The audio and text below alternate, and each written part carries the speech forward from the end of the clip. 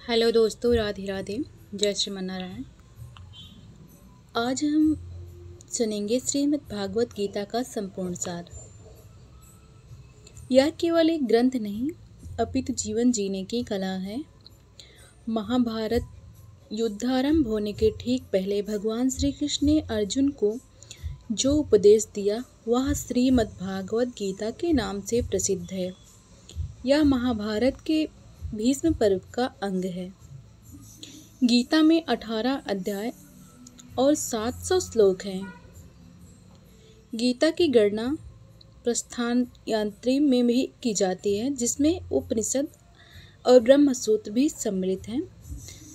अतएव भारतीय परंपरा के अनुसार गीता का स्थान वही है जो उपनिषद और धर्मसूत्रों का है।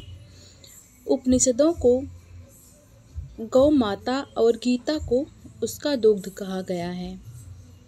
इसका तात्पर्य यह है कि उपनिषदों की जो आध्यात्म विद्या थी उसको गीता सर्वत्र में स्वीकार करती है। उपनिषदों के अनेक विद्याएं गीता में हैं। इस प्रकार वेदों के ब्रह्मार्थ और उपनिषदों के आध्यात्म, इन दोनों के विशिष्ट सामग्री गीता में संविष्ट है। इसे ही पुष्पिका के शब्दों में ब्रह्म विद्या कहा गया है। यह संवाद है अर्जुन और श्री कृष्ण के बीच, जो युद्ध के मैदान में हुए, पर उससे निकलती शिक्षाएं आज भी हमारे जीवन में प्रासंगिक हैं। गीता केवल युद्ध की बात नहीं करती, यह आंतरिक संघर्ष, धर्म, कर्तव्य और आत्मबोध की बात करती है। महाभारत की कथा के मध्य यह उपदेश दिया गया जब अर्जुन मोह में फंस गए। श्री कृष्ण ने उन्हें जीवन का रहस्य समझाया, यही भागवत गीता है। इस संपूर्ण श्रवण के बाद आप पाएंगे कि जीवन में संतुलन, शांति और शक्ति कैसे प्राप्त की जाती है। तो आइए आरंभ करते हैं इस दिव्य यात्रा को।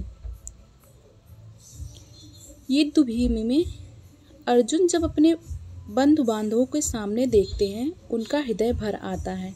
वे श्री कृष्ण से कहते हैं, हे माधव, मुझे यह युद्ध नहीं करना है। वे कहते हैं, यदि इन सब का नाश होगा तो मैं किसके लिए राज करूँगा। अर्जुन का धनुष गिर जाता है। वे बैठ जाते हैं आश्रुपूरित नेत्रों से। वे धर्म और अधर्म के बीच भ्रमित हो जाते हैं। श्री कृष्ण चुपचाप सुनते हैं और फिर धीरे धीरे उन्हें उत्तर देना शुरू करते हैं। श्री कृष्ण समझाते हैं, अर्जुन, तुम जिस शरीर को मारने की सोच रहे हो वह नाश्वर है। आत्मा तो अजर अमर अविनाशी है, ना जायते म्रियते व कदाचित। उन्होंने कहा, योद्धा के लिए युद्ध करना उसका धर्म है। मृत्यु एक वस्त्र बदलने जैसा है। आत्मा केवल नया शरीर धारण करती है। अपने कर्तव्य से पीछा हटाने अधर्म है। इसलिए उठो अर्जुन। श्री कृष्ण अर्जुन को शांतिपूर्वक लेकिन दृढ़ता से प्रेरित करता है। श्री कृष्ण कहते हैं, कर्म करना ही जीवन है। कोई भी क्षण भर बिना कर्म के नहीं रह सकता, लेकिन जो व्यक्ति फल की चिंता किए बिना कर्म करता है वही सच्चा योगी है। जनक जैसे राजा भी कर्म करते थे लोक संग्रह के लिए। कर्म की भावना में ही ईश्वर की सेवा है। श्री कृष्ण बार बार यही कहते हैं, निष्काम कर्म की मोक्ष का मार्ग है। श्री कृष्ण बताते हैं, मैं इस ज्ञान को पहले सूर्य को, फिर मनु को, फिर राजर्षियों को दे चुका हूँ। जब जब धर्म बढ़ता है मैं जन्म लेता हूँ। यदा यदा हि धर्मस्य, ज्ञान से बड़ा कोई यज्ञ नहीं। जैसे अग्नि ईंधन को भस्म कर देती है, वैसे ही ज्ञान सारे कर्मों को भस्म कर देता है। ज्ञान प्राप्त करने के लिए गुरु की सेवा करें, प्रश्न करें, विनम्र रहें। संन्यास और कर्म योग दोनों ही मुक्ति के मार्ग हैं, लेकिन कर्म योग श्रेष्ठ है। योगी वह है जो कर्म करता है पर उससे आसक्त नहीं होता। ज्ञानी पुरुष सभी में ईश्वर को देखता है। ब्रह्मा ज्ञानी व्यक्ति ना सुख से हर्षित होता है ना दुख से विचलित। श्री कृष्ण कहते हैं साधक को अकेले शांत स्थान पर बैठना चाहिए। शरीर सीधा, मन एकाग्र, सांस नियंत्रित, यही ध्यान की विधि है। सबसे उत्तम योगी वह है जो मेरी भक्ति में स्थित है। श्री कृष्ण कहते हैं जो मनुष्य सब प्राणियों में समभाव रखता है वह श्रेष्ठ योगी है। श्री कृष्ण अपने विराट रूप का परिचय देते हैं। सब कुछ उन्हीं से उत्पन्न है। पंच तत्व मन, बुद्धि, अहंकार, 4 प्रकार के भक्ति, दुखी, जिज्ञासु, इच्छुक और ज्ञानी। ज्ञानी भक्त जो केवल कृष्ण को चाहता है सबसे प्रिय होता है। यह आध्यात्म, ज्ञान और भक्ति का संगम है। मृत्यु के समय जो मुझे याद करता है वह मुझे प्राप्त होता है।